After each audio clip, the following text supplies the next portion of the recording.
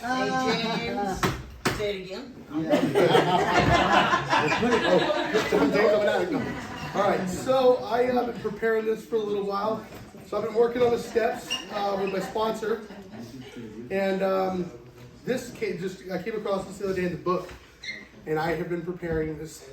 I'm going to try to make it pretty quick. It's just beautiful stuff that I want to share in the book. This is the promises that we get from this program. So first I'm going to start. People have said that a picture is worth 1,000 words. So here it is. This was me 5 years ago. I was a junkie, and I was I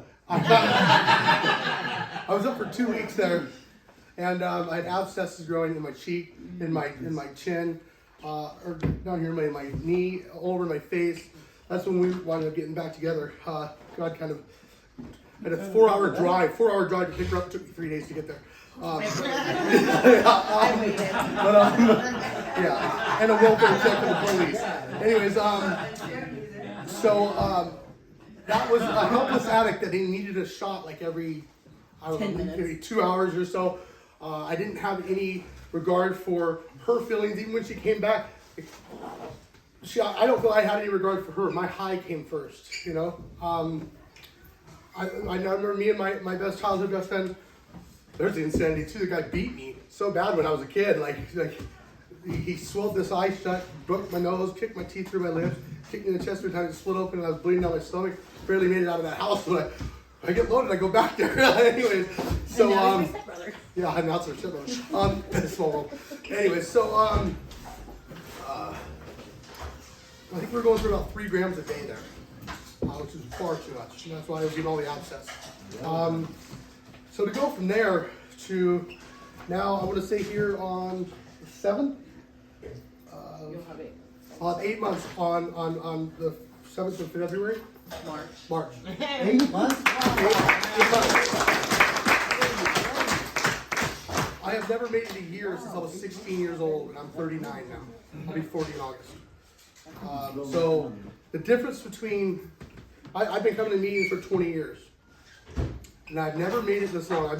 Usually I make it about 3 days, maybe 7 days, and then it was like it was too hard to bear. That I was white knuckling. I could not go without using one thing or another. I didn't care if it was too much stress at home or whatever. I always came out. You know how we always come up with one excuse or another. It's too sunny or it's raining or whatever. It doesn't matter. I would use because I ultimately I didn't understand myself. I didn't understand addiction. I was lost. Now that I'm gaining some understanding, I want to share with you guys what this book does. Okay, so I'm going to start right here on page 85. This is the bottom of page 84. It says, "We will for the first time, insanity will have returned. We will seldom be interested in liquor. If tempted, we recoil from it. From it as from a hot flame. We reacted sanely and normally, and we will find that this had happened automatically. We will see that our new attitude toward liquor and drugs has been given us without any thought or effort on our part. It just comes. That is the miracle of it. We are not fighting it, neither are we avoiding temptation. We feel as though we had been placed in a position of neutrality, safe and protected. We have not even sworn off. Instead, the problem has been removed. It does not exist for us. We are neither cocky nor are we afraid. That is our experience. That is how we react, so long as we keep in fit spiritual condition." Okay, that's page 85. That's one of the promises of this program. Let me jump back over to page 80, 57. Quick. It says right here, "Thus was our friend's cornerstone fixed in place. No later vicissitude has shaken it. His alcoholic problem was taken away. That very night, years ago, it disappeared, save for a few brief moments of temptation. The thought of drink has never returned. At such times, a great revolution has risen up in him. Seemingly, he could not drink even if he would. God had restored his sense." That's where I'm at today.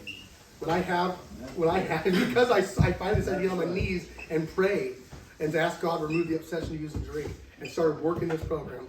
I got out of myself and out of my head. And now when I have a craving, It's like this. I flick it away. I have been so many times, even this last couple weeks with my kids. I have 5 kids, and so many times like I'm gonna smash this windshield. I'm going to throw myself out of it. You know, I'm done. You know, I'm done with all this. Like just fed up. But not once have I wanted to drink or use. That's not like me. Okay, that's not like me. And that's God. God has removed the obsession to use and drink, no matter what kind of angry attitude that I've gotten. No matter what's going on, this program works in spite of you. Now, with that being said, I also, when God opens, you know, when one door closes, the other doors open. So, I went from a hopeless addict that was sticking a needle in his arm several times a day to get high, and needed to hit, you know, and then needed to drink to come down, and then me. Got a little bit of clean and sober time, and I got my CDL. I was driving a truck, thought that was my calling. No, you know, the thing is that God is there in us, in essence.